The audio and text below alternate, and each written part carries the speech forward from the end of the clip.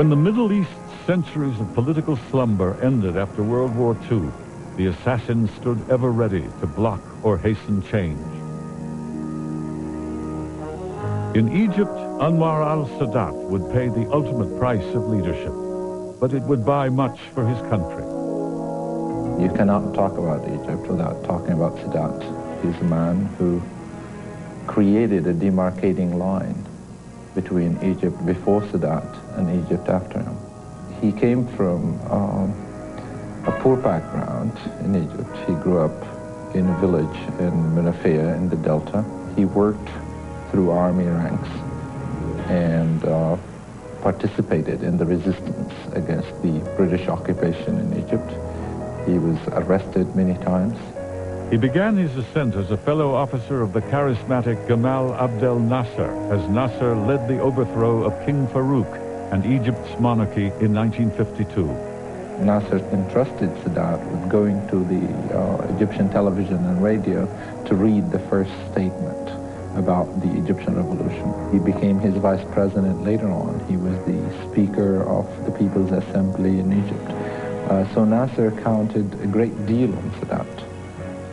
With Nasser, Sadat weathered the Suez Crisis, where the United States stood with Egypt to oust an Anglo-French attack, and later the Six-Day War that saw the Egyptian military humiliated by Israel.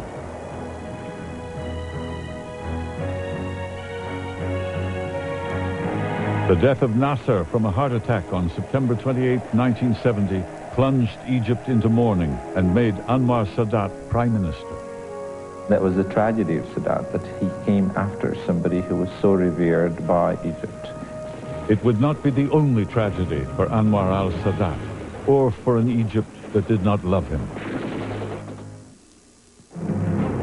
The bitter memory of the lost 1967 war with Israel colored all of Egyptian politics. Successful hostility to Israel stood as a litmus test of Cairo leadership. But the new prime minister took on the deadly risks of failing that test. Sadat immediately decided to take a different route to the relationship with the rest of the world, including the relationship with Israel. And indeed, he wanted to bring Egypt into the Western world, and to some extent at least liberalize the Egyptian society. This made him a target for potential assassins, particularly on the part of Muslim elements. The fiery Al-Takfir wal-Hijra Islamic terrorists jailed by Nasser would be released against Sadat by Sadat's own hand. When Sadat became president in August of 1970, one of the very first things he did was to release many of these people from prison, and this was part of his general tendency to liberalize the Egyptian society. He asked the Russian advisors, about 20,000 of them, to leave Egypt, thereby giving a signal to the United States, and particularly to Secretary of State Kissinger at the time, that he wanted to deal with the Americans. He wanted to become, if you will, part of the American coalition. He has given a few signs that he is interested in moving toward peace with the Israelis. The Israelis were not particularly responsive to his hints, and he found it necessary to go to war. This became the Yom Kippur War of 1973, in order to shake up the diplomatic situation and to get things moving. The vicious three-week war saw the credibility of Egyptian arms restored as Sadat watched his beloved army storm across the Suez and carry the war to Israel. Although success would swing back toward Israel, the needs of honor had been satisfied. At the end of the war, Egypt and Israel, for the first time since 1948, went into direct negotiations with each other, with the United States being very much the agent of coordination with them, between them, and have reached a series of agreements known as the disengagement agreements. In an incredibly gutsy gesture, Sadat accepted an invitation from Israeli Prime Minister Menachem Begin to speak before the Israeli Knesset. It was a big political gamble, but Sadat was sincerely a believer in peaceful coexistence between the Israelis and the Egyptians.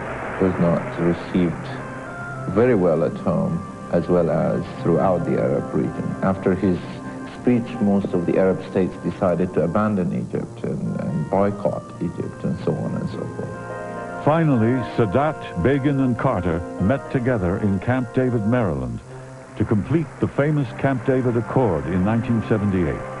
This was followed immediately by a peace agreement in 1979 between Israel and Egypt. A major turning point in Middle Eastern history. It's the first time where an Arab state signs formally a peace treaty with Israel. To world acclaim, Anwar Sadat won the Nobel Peace Prize. His enemies erupted in full fury as he gained more land for Arabs from Israel by negotiation than they had won by force in generations. There were very powerful Muslim movements in Egypt, as well as in Syria, Jordan, and other places. They identified Sadat from the very beginning as a potential target for assassination. There was a purge of the government to try to control this. Interestingly enough, because Sadat had a particular affinity for the military, he did not purge the military. One of the men not taken was an army lieutenant named Khalid Ahmed al-Islambuli. He was commander of a three-man gun crew with access to weapons and at an upcoming military review to Anwar Sadat. Before Sadat was assassinated, there was a tremendous roundup of Egyptian intellectuals and any dissident in Egypt. One of these people was the brother of Khalid al-Islambuli, and that brother was tortured and died in prison. October 6th was Sadat's favorite holiday because it had a huge military significance. It was the 8th anniversary in 1981 of the crossing of the Suez Canal in the Yom Kippur War. It was a day of much military activity and pomp and circumstance. The plan was that that morning, Sadat would leave his palace. He would collect 8 bodyguards, get into his black Cadillac, which had an open top, travel to the grave of Nasser, pay tribute to him there, and lay a wreath at the tomb of the unknown soldier.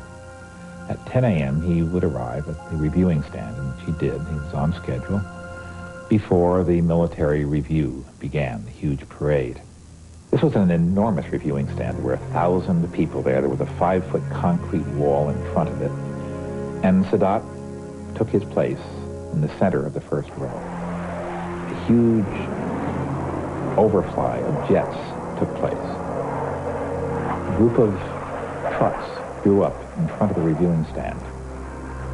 In those trucks was a Lieutenant Islambuli.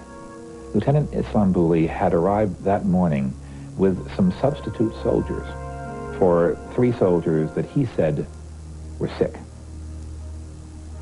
These soldiers were armed, and they were part of the assassination team.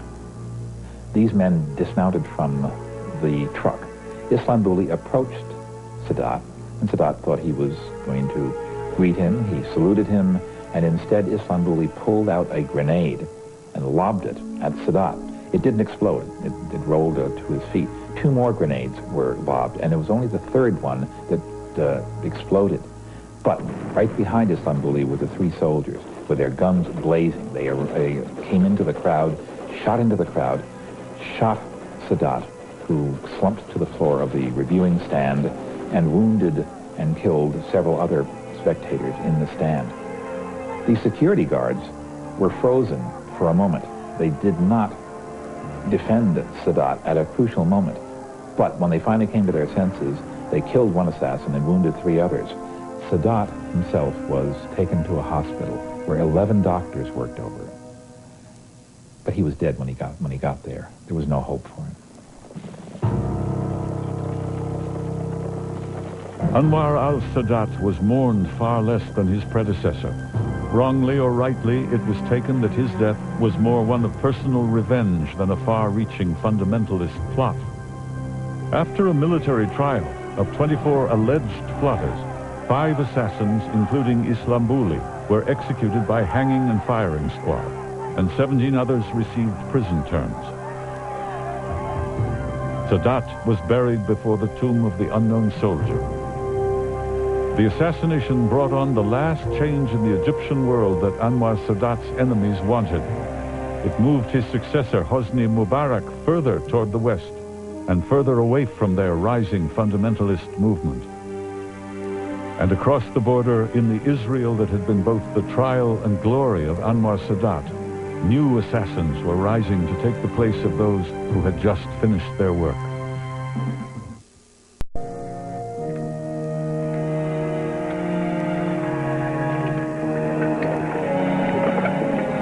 When the Middle East's centuries of political slumber ended after World War II, the assassins stood ever ready to block or hasten change. In Egypt, Anwar El Sadat would pay the ultimate price of leadership, but it would buy much for his country. The Egyptian Revolution. He became his vice president later on. He was the Speaker of the People's Assembly in Egypt. So Nasser counted a great deal on Sadat. With Nasser, Sadat weathered the Suez Crisis, where the United States stood with Egypt to oust an Anglo-French attack, and later the Six-Day War that saw the Egyptian military humiliated by Israel. Participated in the resistance against the British occupation in Egypt. He was arrested many times. He began his ascent as a fellow officer of the charismatic Gamal Abdel Nasser, as Nasser led the overthrow of King Farouk and Egypt's monarchy in 1952. Nasser entrusted Sadat with going to the Egyptian television and radio to read the first statement about the death of Nasser from a heart attack on September 28, 1970, plunged Egypt into mourning and made Anwar Sadat prime minister. That was the tragedy of Sadat, that he came after somebody who was so revered by Egypt. It would not be the only tragedy for Anwar El Sadat, or for an Egypt that did not love it. You cannot talk about Egypt without talking about Sadat. He's a man who created a demarcating line between Egypt before Sadat and Egypt after him. He came from a poor background in Egypt. He grew up in a village in Menafea in the Delta. He worked through army ranks and